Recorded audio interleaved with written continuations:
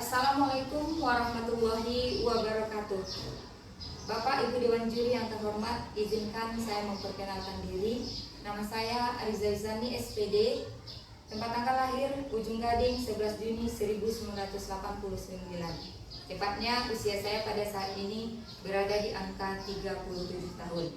Instansi tempat saya mengajar yaitu di TK Negeri Pembina Lembah Melintang sejak tahun 2016 hingga saat sekarang ini, dan mengajar di kelas usia 5-6 tahun atau dikatakan di kelas B. Baiklah Bapak Ibu Dewan Juri, kita tahu bahwa perkembangan dunia digital saat ini sangat berkembang begitu pesat. Anak akan menghadapi tantangan masa depan dengan mengandalkan teknologi, sehingga hal yang harus kita siapkan di fase fondasi adalah kemampuan berpikir komputasional. Apakah itu kemampuan berpikir komputasional? Itu adalah kemampuan penyelesaian masalah secara terstruktur, sistematis, teratur, sehingga anak-anak mencapai tujuan dengan cara yang kreatif. Ya, kemampuan berpikir komputasional itu salah satu pendekatan yang digunakan untuk mengembangkan kemampuan berpikir komputasional itu adalah dengan menggunakan coding.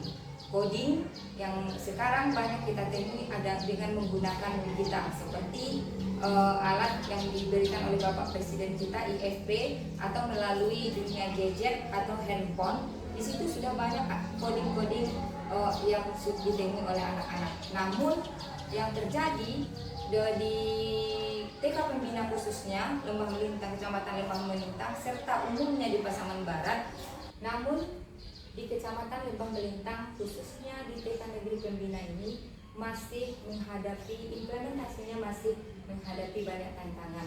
Apa saja itu? Yang pertama, aksesnya kurang memadai. Yang kedua, guru yang menggunakan teknologi digital masih kurang mampu, sehingga terhambatnya untuk melaksanakan pembelajaran coding atau mengajarkan coding kepada anak-anak. Hari ini saya hadirkan permainan angklung coding tanpa menggunakan teknologi digital yang saya sebut namanya dengan Labirin Games. Labirin Games ini saya buat dengan menggunakan benar agar dia terlihat besar dan jelas. Yang kedua, Labirin Games ini dilengkapi dengan kartu bergambar. Kartu gambarnya terpisah dari peta labirinnya, karena kalau dia apa gunanya, supaya nanti ketika alat media pembelajaran ini bisa digunakan oleh ibu guru di semua topik pembelajaran. Lalu ketika kartunya terpisah dari bannernya, guru bisa menciptakan level permainan, mulai dari level permainan terendah hingga pada level permainan tertinggi. Yang ketiga, ini bisa digunakan mulai dari usia 4 tahun sampai 6 tahun. Bagaimana contohnya Bapak Ibu memainkannya? Yang pertama, ibu guru menaruh kartu bergambar dulu. Ini ada tanda baca start. Nanti ibu guru boleh taruh untuk tahap level 1, kita mulai dari sini. Banner ini saya lengkapi dengan kartu perekat. Gunanya adalah untuk lepas pasang kartu. Jadi apapun gambar yang diinginkan oleh ibu guru sesuai dengan topik pembelajaran bisa digunakan. Atau mungkin ibu guru mau menggabung seluruh topik, memasukkan seluruh gambar yang ke sini, itu juga bisa. Itu dengan tingkat level permainan yang lebih tinggi. Kita taruh gambarnya di sini.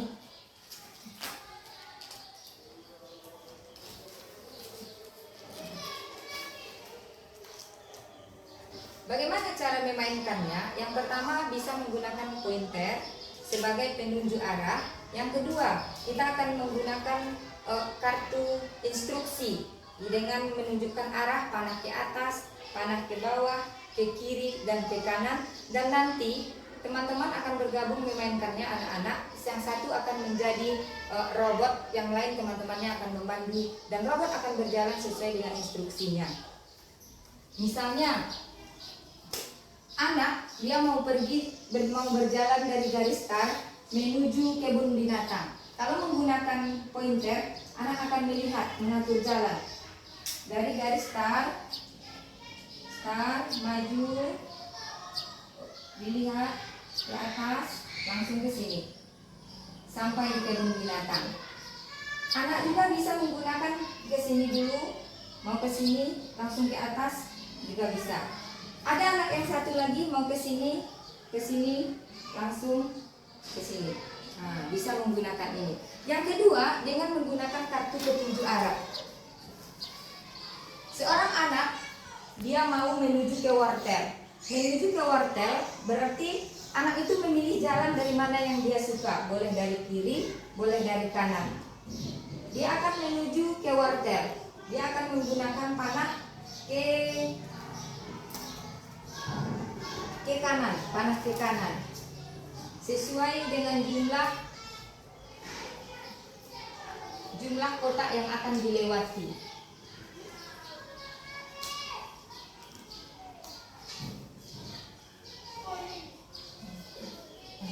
Disusun 1, 2, 3, 4, 5 di sini. Setelah ke sini, kemana lagi anak itu akan pergi? Dia akan mencari kartu petunjuk arah. Berarti dia harus ke atas. Ke atasnya berapa?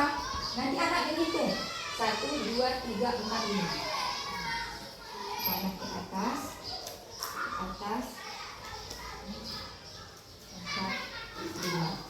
Jadi ketika mau menuju wortel, menggunakan tanda panah ke kanan sebanyak 5 kali, lalu tanda panah ke atas sebanyak 5 kali.